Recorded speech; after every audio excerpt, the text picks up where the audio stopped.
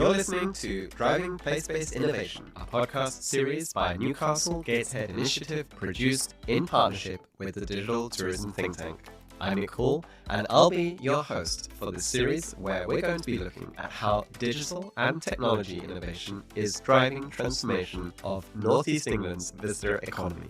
Throughout the series, we'll be sitting down with organisations near and far, balancing a local perspective where we hope to shine a light on innovation in and around Newcastle with global perspectives, bringing together learnings from further afield. Don't forget to subscribe wherever you get your podcasts to be sure that you don't miss out on future episodes. For more information about the series or to get in touch, just head over to ngi.org.uk/podcast, where you'll be able to find out more information and how to get involved.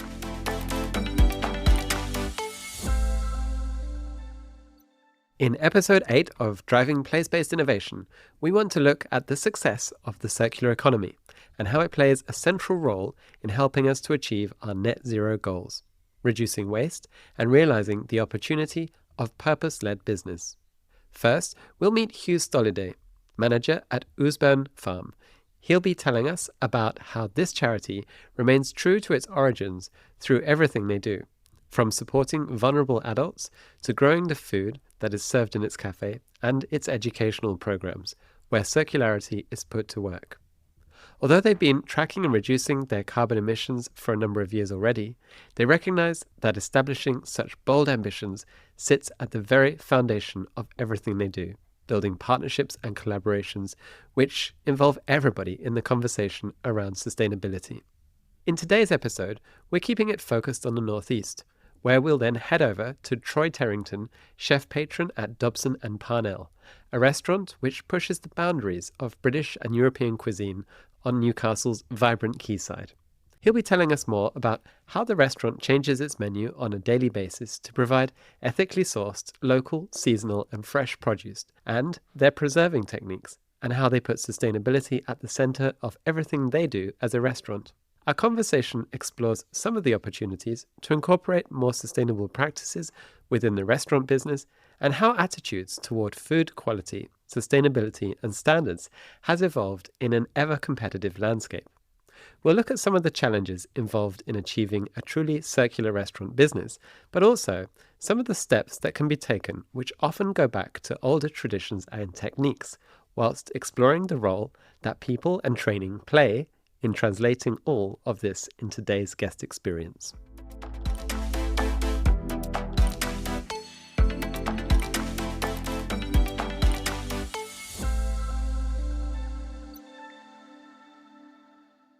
So my name's Hugh Stolliday. I'm the manager here at Ouseburn Farm. I've been involved with the farm for about 3.5 years now. And Ouseburn Farm is a city farm, one of probably about 40 across the country. We have been in existence in various guises and iterations since about 1976.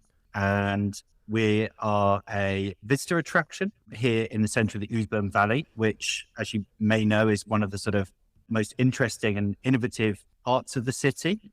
And as well as being a visitor attraction with cafe, retail, animals, public-facing events, one of the things that we do is provide opportunities for adults with additional needs across the whole range of farming activity. So working with the livestock, small animals, and horticulture, crafts, cookery, and we aim to improve the lives and the well-being of those people who come to the farm every day. That's great. So would you say that this is really what sits at the heart of your core mission in the farm, is to help benefit those in the community through the activities that you do? Yeah, very much so. I mean, it's encapsulated very neatly in our mantra, which is that we are a place for growing plants, animals, but most of all people. And that kind of sums up the farm's mission in terms of being a fantastic resource in the city area that provides a place for the community to visit that's free to enter, and also distinctive opportunities for people who do have additional needs. And we want to improve their well-being, their health, and their lives through coming to the farm. Well, I certainly really like the term "a place to grow." I think it's such a great way to consider the many different areas in which you helping people and also produce to develop and to grow, and also the learning and interaction that comes around that. Now, in tourism, we talk a lot about sustainability, and we talk a lot about how we can work towards a much more sustainable, lower impact tourism industry. And one of the parts of that is looking at how we can support supply chains to foster circularity so that we have much shorter production chains and that we're sourcing locally more and more. Tell us what that means to you, and what steps and progress that you've been able to achieve, both within your activities, but also the partners that you work with. It's probably best summarized using a few examples. So, for example, we have a cafe here at the farm, which is a partnership with another charity called Smile for Life, who support young people with additional needs. So their mission is to help young people gain skills, confidence, and opportunities by working in the cafe front of house, with those people with additional needs very much visible and at the forefront of what goes on in the cafe. But of course, here at the farm, we are a working farm. We produce fruit, veg, and the meat, and that produce goes up into our cafe to be used there. And also it goes to local restaurants, for example, the Cookhouse, by the River Brew Co., with who we have partnership and sponsorship arrangements. And that produce gets used pretty much on the doorstep. So in terms of food miles, we're talking, less than 1 mile. And so that's really important to us. But I suppose behind that sits the idea that it's really important that people understand where food comes from and the effort and the knowledge that's required to produce food. So when visitors come to the farm, they can see how we raise animals and how we grow fruit and veg. And they also have the opportunity to talk to our staff and volunteers. We have about 60 volunteers here down at the farm who come from across the local community, as well as skilled staff who understand the ins and outs of agriculture and food production. So it's really important not only that we are able to demonstrate sustainability by using that produce in the immediate vicinity, but also with the education side, explaining and showing people how that production takes place. And that's one example. I think the second example is that, obviously being a farm, we produce quite a lot of poo, from the animals, and that goes into our muck bay and is then reused as compost and for growing our fruit and veg. So we try to keep everything there in-house. We're also part of a scheme called Plastic Free Ouseburn, which is run by Surfers Against Sewage. And that's a really interesting project that aims to eliminate single-use plastic across the whole Ouseburn Valley. And we're really keen to support that project as well. So, obviously there is some plastic use within the farming environment. So, for example, we buy bags of feed and then we reuse the feed bags for containing compost. And we try to reuse everything, because one of the things about being a charity that's free to enter resource is that, funding is always tight, and actually it's in our economic interests as well to be as sustainable as possible. I mean, it's really impressive to hear about those different initiatives. It really demonstrates, I think, that the values behind your work go far more than simply this sense of a place to grow, but also a place that can advocate change, a different way of doing things, that can embrace even some of the challenges that we face today and become a beacon for how maybe to address those, and to sort of propagate that across the regions so that others and those in your overall supply chain and partners that you work with in the wider region can also collaborate with you on that process. So it's really exciting to hear that you've been able to set up these different programs. Now, you're talking about, I guess, what is a kind of 0 mile or maybe 1 mile menu and offering, something that I think is really exciting. I know you also have a lot of success as a visitor attraction. So with more than 30,000 visitors annually, how do you balance that need to try to reduce the amount of produce you're sourcing from outside and keeping that within just a few mile radius? And then obviously meeting the needs of a large number of visitors, which I imagine can be quite difficult to cater for, sourcing only from local produce. How do you find that balance? Well, we've got to be realistic about how much produce we can actually produce on a very small location, a very small footprint of, the farm buildings itself is less than half an acre. We have some fields surrounding us, which make up about probably just shy of 5 acres for the whole farm footprint. So we're quite a small resource, but I think it's really important that we do what we can on a limited level. And obviously with 36,000 visitors, we can't cater for every single bit of produce that is consumed in the cafe. But, we can work with local suppliers, and we have good connections with other organizations in the region. So we can make sure that as much as possible, things are coming from a short distance, but also where our visitors come from. We know from doing annual visitor surveys that the majority of our visitors live within a 5-mile radius, and they're not coming a huge distance here to visit the farm. I think one of the challenges is encouraging visitors to use different modes of transport to visit the farm, and moving away from people driving into the city, driving into the valley. It's a challenge because, there used to be a bus service that went directly through the Ouseburn. There isn't anymore. The metro isn't particularly close to where the farm is. So it's not easy, but, that's something we would like to, with partner organisations like the Ouseburn Trust and others and the City Council, work to improve over the coming years. So it seems like this role that you can play is also one that is very important, because you can take this real life context of, if you like, operating a business, operating a visitor attraction, not in a densely populated urban area where you have all the benefits of public transportation. And you can also advocate for a change in practice, whether that's how you produce and provide your menus and your offering, how you work with partners and source, but also how you encourage your visitors to take more sustainable actions, always balanced with the reality that sometimes these actions are challenging and difficult. Another area that I know is very, very difficult to achieve, which is often very different to the dream that we hear about, is zero waste. I know that there are a number of zero waste restaurants which have had to go to immense lengths to completely eliminate waste. I know that this is part of your ambition. So tell us a little bit about the challenges in the desire to achieve that and the reality to actually get to that complete zero waste goal that obviously most of us would love to do, but perhaps find challenges in achieving that. And, there are lots and lots of challenges around zero waste. And, many of those, I would say that particularly over the last couple of years, the COVID pandemic actually moved things backwards in terms of achieving zero waste. We went through this phase of having everything disposable, masks, COVID tests.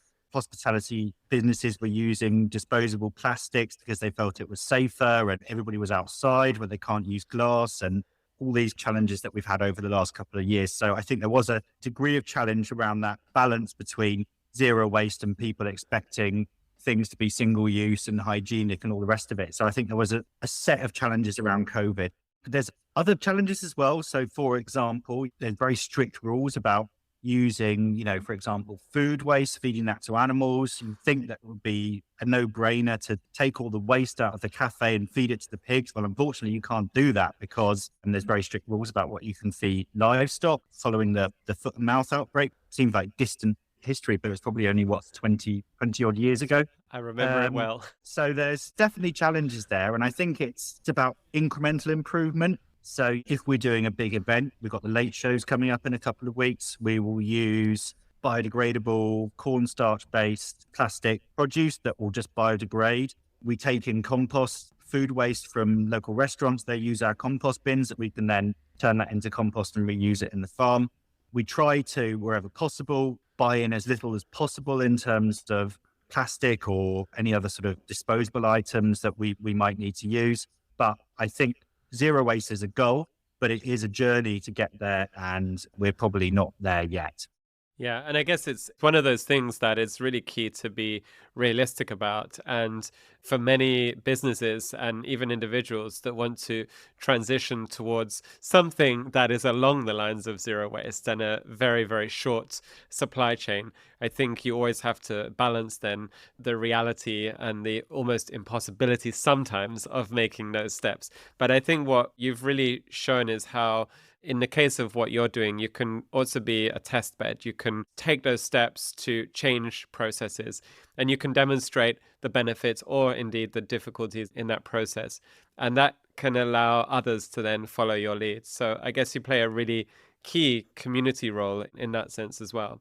Now, obviously, working through all of these challenges, whether it's circularity, whether it's zero waste, whether it's also trying to find a different model for a visitor economy, which is more inclusive and creates opportunity beyond the more traditional sense of creating a tourism attraction. This is always faced with a lot of barriers that we have to work together, work collaboratively to overcome. Tell us a little bit about what some of the biggest challenges you faced overall and how you would define innovation in that process of looking at how to do things differently. That's a really interesting question. I think that, Newcastle has, and I suppose Gateshead as well, have a very strong focus on developing the inclusive economy, something where there's opportunities for everybody. And I think that's exemplified in our placement program. So we really believe that learning disability or difficulty shouldn't be a barrier to jobs and opportunities. And for example, we've just completed our first apprenticeship with a young man who's got autism, who's just got a distinction in his customer service level 2. He's been front and center of meeting and greeting visitors when they arrive, working in a retail operation. And so I think there's a really important point about that visibility of people with additional needs, to see that they're actually integral to what we do here at the farm. And I think that's innovative. I think the community-led approach that we have, where we think about the needs and the wants of the local community in terms of not just, I suppose, visiting, but also living in the valley. So we have stewardship of quite a large area of green space here in the Ouseburn Valley, which we know is precious to people who visit and also live and work down here. Custodianship of that green space. We've worked in partnership with the Ouseburn Trust, who are another local organisation who run the Victoria Tunnel Tours and have quite a broad remit in the Ouseburn Valley. And we got some funding from the local enterprise partnership to upgrade all our green spaces back in 2021. And we're now looking at quite a substantial tree and hedge planting program down here, which will not only sort of improve the quality of the land and the biodiversity here in our little patch of the Ouseburn, but it will also make the place nicer to visit, more pleasant, more bird song, just a part of a nice day out. And also working in partnership and collaboration with a number of organisations. So, for example, we run a lot of events with 7 Stories, the National Centre for Children's Books, which is just around the corner from us here at the farm. So, for example, in the Easter holidays, they were doing a programme about fairy tales, and we did with them 3 Billy Goats Gruff, bringing some goats onto the bridges here in the Ouseburn. And it was a great opportunity for children to hear a fantastic story, but also bring it to life with some real life goats. So there's lots of little ways that we innovate. And I think it's all those little bits and pieces that we do, which bring together a program of innovation, which is on a small scale, but it is kind of meaningful, that work that we're doing. And we feel really proud of our place in the city as part of the tourist economy, and one of the keystones of why people think that Newcastle and Gateshead is a great place to live, work and visit. Wow, excellent. And I think engagement with everybody in that process seems to be just one thing that really, really stands out there. And I guess engagement, education, learning through doing things together, learning through curiosity and discovery. This all seems to sit really at the heart of your mission, which has allowed you to actually deliver really interesting activities across a really, really wide range of areas. So just reflecting on everything we've discussed today, it seems that actually sustainability is maybe a word we can use to overall define your mission. But I think this is really touching at many, many different levels, from the environmental to the societal to the community aspect, and actually bringing all of those elements together into one single package, if you like, is actually very powerful, because through doing that, it seems that you have actually been very successful in enabling others to see how they can be part of creating a positive impact in whichever way that they are able to and they can do. So it's been really great discussing this with you, Hugh. Thank you very much for sharing the story of what you're doing. And people should definitely head over and check it out if they haven't been there. How would you advise people to plan their visits and to find out a bit more about Ouseburn Farm? Well, I think firstly, the Ouseburn is a great day out in Newcastle. You can visit the farm, you can visit 7 Stories, you can visit Northern Print, You can go walk along the quayside, go to the biscuit factory, see some art. There's so many great things to do in really a walkable local distance down here. And I think everybody who's involved in the Ouseburn, this little patch, is very proud of everything that there is to offer down here. We're open Tuesday to Sunday, 10 a.m. till 3 p.m. and every day in the school holidays. So please pop in and visit. We are completely free to enter. You don't need to book. You can just walk straight in. And the other thing to mention is that we are very keen on our social media down here at the farm. We've got some really interesting sort of little educational and entertaining video series running. For example, our gardener, Carl, is running at the moment Carl's Horty Hacks. So you can get some great information from him. Richie, our farmer, does videos. We've been recently doing lambing, and he's got some great video content up on our social media. So give us a follow. We're on Instagram, we're on TikTok, we're on Facebook, we're on Twitter. We're all over the place.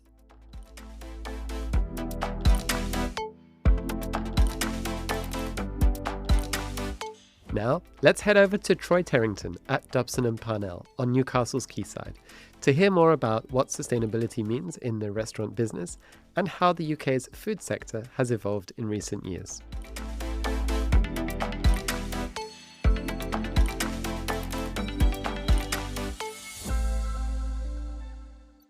Hi, I'm Troy Terrington. I'm the chef patron of Dobson and Parnell on Newcastle's quayside.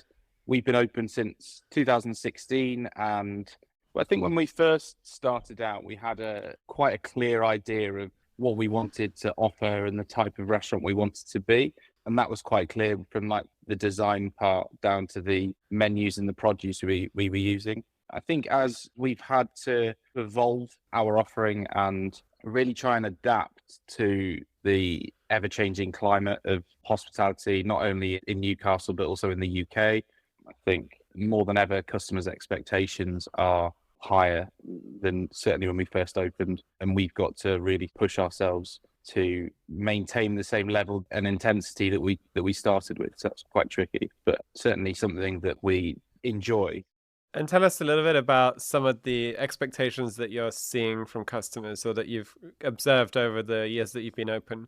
I guess it's been a very tricky period, both with the pandemic, which I imagine caused enormous disruption, but also with an increasing interest and concern for where food comes from, for the sustainability aspect, even thinking about the carbon impact of food, for example.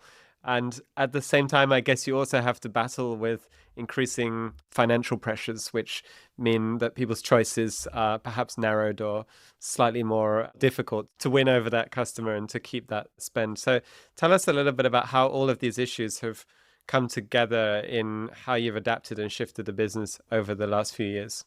Yeah, sure. From the outset, we set our stall out to try and be as sustainable as possible. When I was the head chef at Blackfriars, we were part of an organisation called the Sustainable Restaurant Association. And when we opened Dobson and Parnell, when Andy and I were talking about it, Andy being my business partner, it was one of the things that we were sort of quite conscious of was where our produce is coming from, how many sort of miles it's doing, are we using coffee beans that are sourced ethically and, Rainforest Alliance, and, are we using recycled paper? Since we've been open, it's become more of the norm with restaurants, is sort of really pushing the sustainable agenda. So I think trying to keep up with that and sort of reassure and reinforce those values is quite hard when everybody else is sort of doing it as well. It doesn't make us special anymore. So we have to do other things to make us special. So we've recently invested in staff training, and from a point of view from like the staff are just as important to our restaurant as where the food comes from. And that's part of, I feel, being a sustainable restaurant is that. It's really interesting to see how I think where you started and being very focused on sustainability and how you source your food being something that could be really considered as a pioneering and also competitive factor. And today it's actually represented widely across the UK restaurant sector. I guess it's a great thing for the industry. It means that the industry has really, really improved in terms of standards, in terms of ethics, in terms of thinking about all of this.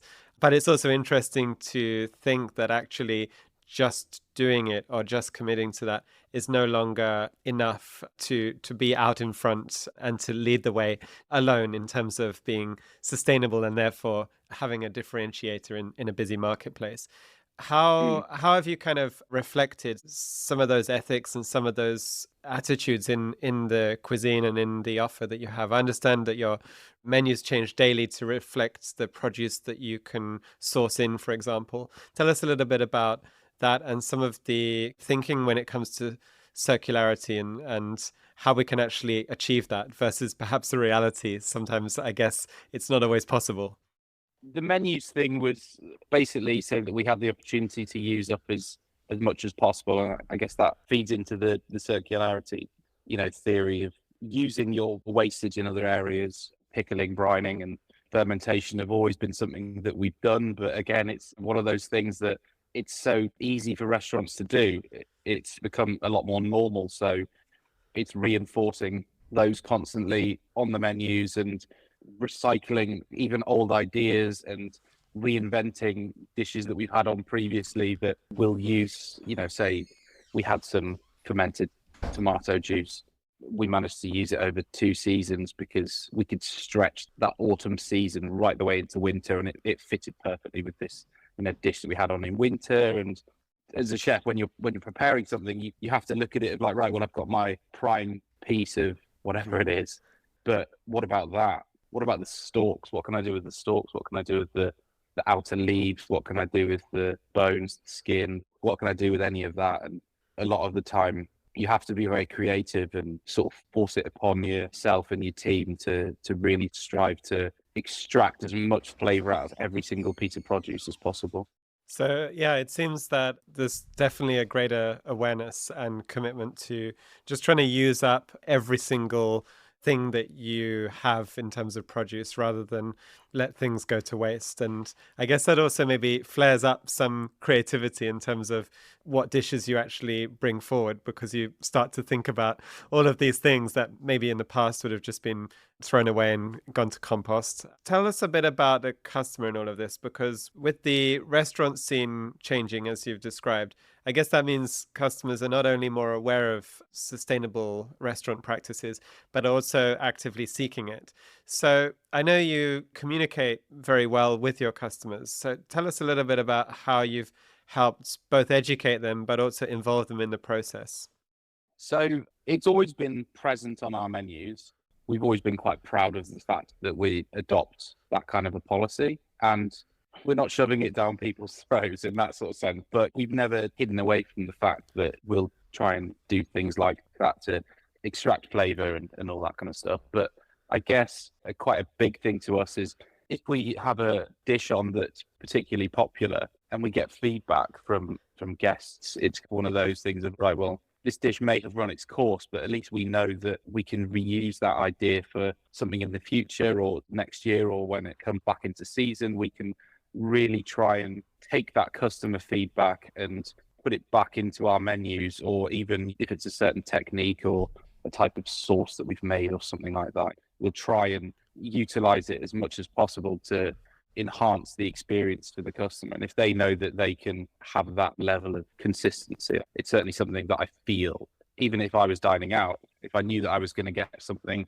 consistent, I would want to go back, wouldn't I? That's what we try and do, really, is try and make sure that we're approaching the food with that mindset as well, is making sure that the customer feels like they're getting some level of consistency.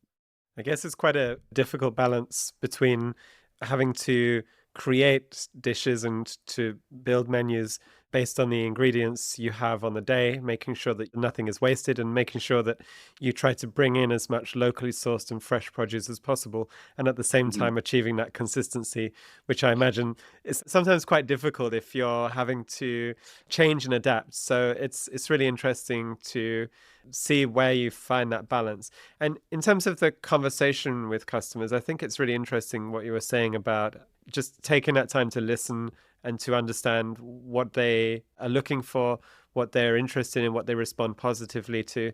I guess it's a key principle of designing a good product, if you like. It's actually making sure that customers have a voice in that, and that's really designed around what they're interested in and what their needs are. When it comes to the sustainability aspect, do you find increasingly this is a conversation you have with your customers? Are they curious to learn about the processes, whether it's preservation or whether it's the producers you work with? And how do you try to build that openness into that relationship with customers? Well, I mean, a lot of that comes from interaction with the guests tableside with our restaurant staff. Not so much myself, but our restaurant team is very personable and can really get some good conversation out of the guests. And it's certainly something when we've been describing dishes tableside, we would always encourage the staff to pick out the slightly more obscure things, like I said before about fermented products, not to sort of hide behind it and be quite proud and have that sort of dialogue with guests. And certainly it would be, we put bits and pieces on our menu and it doesn't seem to deter guests from ordering certain things. And certainly with the tasting menu that we have on, it offers a lot of range of produce and technique and things. So there's always quite a lot to talk about with the guests. Interaction tableside is quite key. And then also you're building the rapport with the guests and enhancing their experience, making them feel comfortable. There's no sort of stiffness to anything. It's all quite relaxed, and that ties in with the food as well. We don't want the food to ever be not fitting to the restaurant. So the restaurant itself is quite relaxed. The staff are relaxed. The food is relaxed. It's not too stiff and formal, I guess, is what I'd say. You were talking earlier about education, training, and development of staff. So I guess this is where it really pays off, when the time you take to invest in helping them to understand, to be interested, to be involved in the process of how you source, how you design menus, the thinking, the ideas that go into that. They can really then translate that to the customer, to the guest at the table, and convey with genuine passion, but as you say, in an informal and in their own way, to convey the menu. So I guess they really play a crucial role. What would you say when we think about trying to be more sustainable and trying to build in these practices? What would you say are some of the biggest challenges you've faced in doing that? A lot of it, I'd say, especially from a food point of view, is that it supports the economy, but it's not necessarily supporting the bigger picture. It's quite tricky to balance, really. It's like, where do you draw the line with this local sort of thing? It's great if you are able to do that, but there's a lot of stuff that you just have to go further afield for. Lemons, for instance, you're not going to grow those on somebody's allotment. It's one of those things that you have to think, right, well, we can push this message to a point, but our chocolate's got to come from somewhere. Our coffee's got to come from somewhere. Our tea's got to come from somewhere. It's balancing everything, and supporting the local economy is important, but you sometimes have to look at the wider picture as well. The North Sea is full of tons of fish, but there's always the danger that it is getting sort of overfished. So when there's a particular season for this Icelandic cod, you get that because it's best practice. It's not super local, but my God, is it sustainable? It's great. It's it's really quite challenging. I can see that there are just so many factors to consider, and having this simplistic view on what sourcing local really means and what having a circular practice within a business like yours is. The ideal and the reality are two different things. And of course, it can be achieved to 100%, and there are great examples of that. But you also have to meet a demand that you have in the market. And also, as you say, considering all of those different things where we want coffee, and coffee has a footprint, and some of those other things that you mentioned.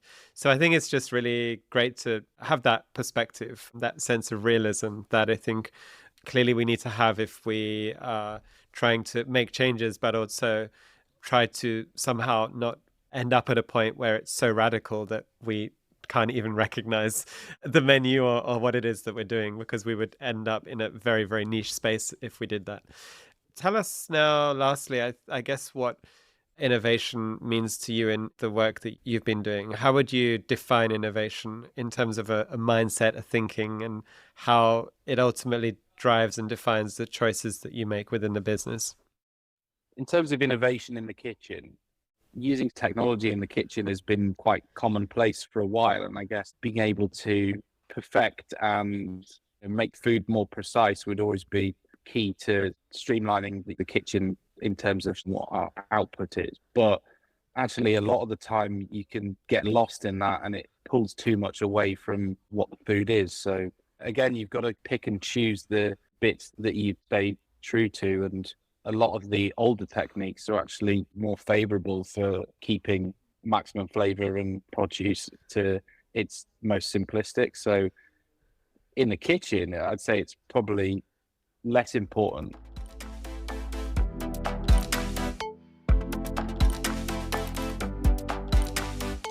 You've been listening to Place-Based Innovation with myself, Nick Hall. The producer of this series is Ana Balaguer-Sanchez, production and editing by Dan Hopkins. The series is part of the Hospitality Innovation Tourism Supply Programme, which supports businesses in Northumberland, Newcastle and North Tyneside to meet challenges through innovation. The programme is funded by North of Tyne Combined Authority and delivered by Newcastle Gateshead Initiative, Food and Drink Northeast and NBSL.